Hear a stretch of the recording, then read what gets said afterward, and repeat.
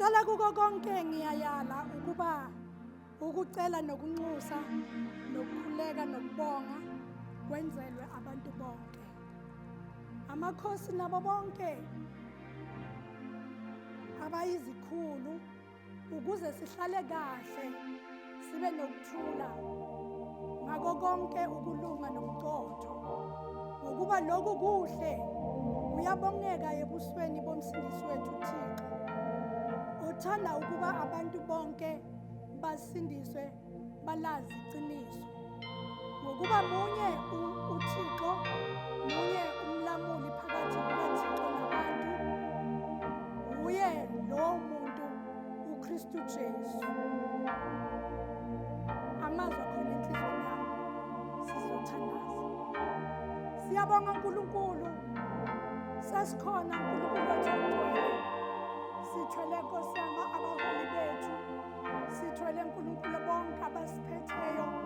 Lithi izwi lakho ukuze sihlale kahle ngokuthula emhlabeni esikubo. Akwanele ukuthi bahlale esihlalweni sokwahlulela noma basiphathe bangabiyelwa ngomthandazo. Siyabaletha uNkulunkulu wethu ongcwele, siletha uhulumende wethu, sikhulekela undunankulu wethu eMpumalanga, sikhulekela ondunankulu bonke, sikhulekela umongameli weSouth Africa, sikhulekela uNkulunkulu wethu ama-departments wonke esinawo ku-government.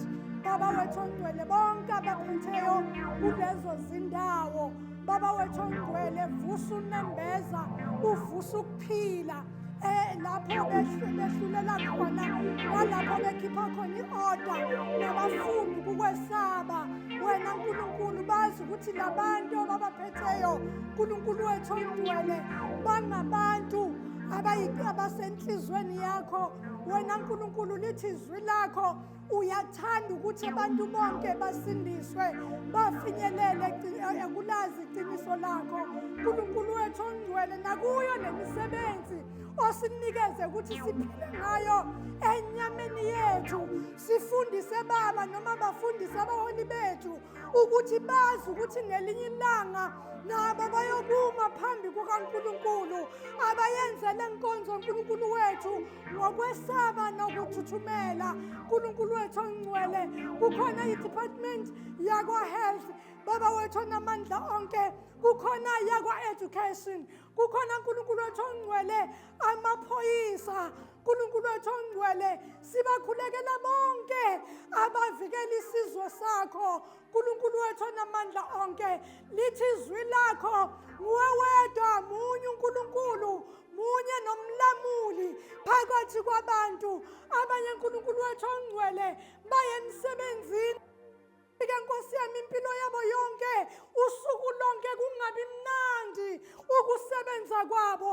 Namhlanje Baba siyabaletha Nkulunkulu wethu ongcwele ukuthi benzele ubulungiswa, Baba wethu ongcwele, nasemahofisini abasebenza phakathi kwawo. Benzele Nkosi yami umusa, naba Nkosi yami bakwa-education, abantwana bethu bazovula ikoleni, naba othisha siyabanikela, nawo ama-principal siyawanikela, amasekhethi wonke ngegama likaJesu Kristu waseNazareth.